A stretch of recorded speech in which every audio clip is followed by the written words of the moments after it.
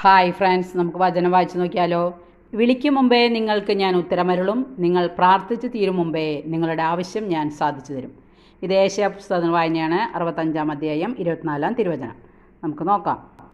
ഒരിക്കലും ഒരു ശക്തിക്കും തകർക്കാൻ പറ്റാത്ത വിധം ശക്തമായിരുന്നു ജെറീക്കോ പട്ടണത്തിൻ്റെ ചുറ്റുമതിൽ.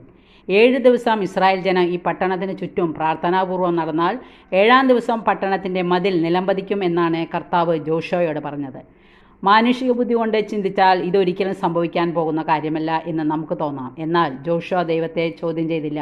ദൈവിക വെളിപ്പെടുത്തലിനെ പറ്റി ലേശം പോലും സംശയിച്ചതുമില്ല. ജോഷുവ ദൈവത്തിൽ പൂർണ്ണമായി വിശ്വസിക്കുകയും അവിടുത്തെ വാക്കുകൾ അക്ഷരം പ്രതി അനുസരിക്കുകയും ചെയ്തപ്പോൾ കർത്താവ് പറഞ്ഞതുപോലെ ജെറിക്കോ പട്ടണത്തിൻ്റെ അതിശക്തമായിരുന്ന ചുറ്റുമതിൽ ചീട്ടുകൊട്ടാരം പോലെ തകർന്നു വീണു. ഇതുപോലെയൊക്കെ തന്നെയാണ് നമ്മുടെ ജീവിതവും. അതുപോലെ വചനമനുസരിച്ച് ജീവിക്കാൻ ശ്രമിക്കുക. ദൈവം അനുഗ്രഹിക്കട്ടെ. Thank you.